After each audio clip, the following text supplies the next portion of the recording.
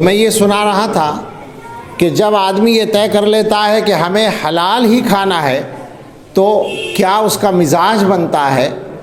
حضرت مولانا احمد علی لاہوری رحمۃ اللہ علیہ ایک بڑے عالم گزرے ہیں تحریک آزادی کے زمانے میں، اور ان کا بھی تحریک آزادی میں حصہ تھا۔ تو انگریزوں کی CID نے ان کے بارے میں رپورٹ کر دی کہ ان کے گھر میں ہتھیار ہیں۔ پولیس کا بڑا افسر جو سکھ تھا تلاشی کے لیے فورس لے کر آ گیا، اور حضرت کو اور ان کے گھر والوں کو وہاں سے الگ کر کے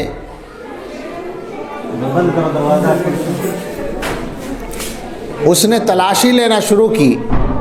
پورا گھر تلاشنے کے بعد جب وہ باہر آیا، حضرت باہر بیٹھے ہوئے تھے، تو اس نے آ کر پہلے تو معافی مانگی کہ میں آپ سے معافی چاہتا ہوں، ہمارے پاس رپورٹ غلط آئی، آپ کے گھر میں ہمیں کچھ ہتھیار نہیں ملا۔ اس کے بعد وہ کہنے لگا کہ مولانا ایک بات اور پوچھنی ہے۔ کہا کیا؟ کہنے لگا یہ پوچھنا ہے کہ آپ اور آپ کے گھر والے کیا کھاتے ہیں۔ انہوں نے کہا کیوں؟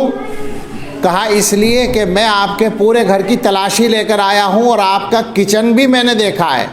چونکہ ہتھیار تلاش کرنا ہے تو ہر جگہ دیکھیں گے، لیکن مجھے آپ کے پورے گھر میں کھانے کا کوئی سامان نہیں نظر آیا، یہاں تک کہ آپ کے کچن میں بھی کچھ نہیں ہے، تو آپ کھاتے کیا ہیں؟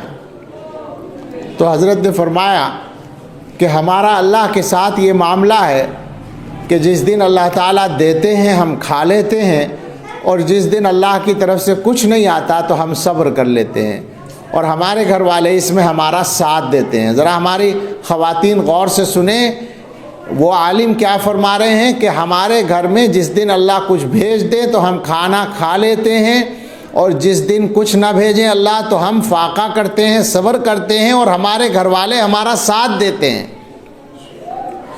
یہ بات سن کر وہ سکھ افسر جو تھا اس کی آنکھوں میں آنسو آ گئے، اور اس نے کہا کہ حضرت آپ سے میں ایک اجازت چاہتا ہوں۔ کہا کیا؟ کہا میں آپ کو 10 روپے گفٹ کرنا چاہتا ہوں۔ یہ 1929 یا اس سے پہلے کی بات ہے، یعنی تقریباً 90 سال پہلے کی بات ہے۔ تو 10 روپے اس زمانے میں ایک بڑی رقم تھی۔ اس نے کہا میں آپ کو 10 روپے ہدیہ دینا چاہتا ہوں۔ حضرت نے مسکراتے ہوئے قبول کر لیا، اور پھر فرمایا کہ یہی ہے اللہ کا ہمارے ساتھ معاملہ، اسی طرح اللہ تعالیٰ چاہتے ہیں تو بھیج دیتے ہیں۔ اور اسی وقت دیا آدمی کو کہ جاؤ کھانے کا سامان لے آؤ۔ تو یہ زندگی ہوتی ہے ایسے لوگوں کی جو یہ طے کر لیتے ہیں کہ ہمیں حلال کھانا ہے، حرام سے بچنا ہے۔ بس آپ سے یہی گزارش ہے کہ یہ طے کر لیں کہ اپنے گھر میں حرام کا لقمہ نہیں آنے دینا ہے، اس لیے کہ اگر خدا نہ خواستہ یہ حرام کا سلسلہ رہا، ناجائز آمدنی اور سودی آمدنی کا سلسلہ رہا، تو آپ یقین کریں گھر برباد ہو جائیں گے، اولادیں خراب ہو جائیں گی۔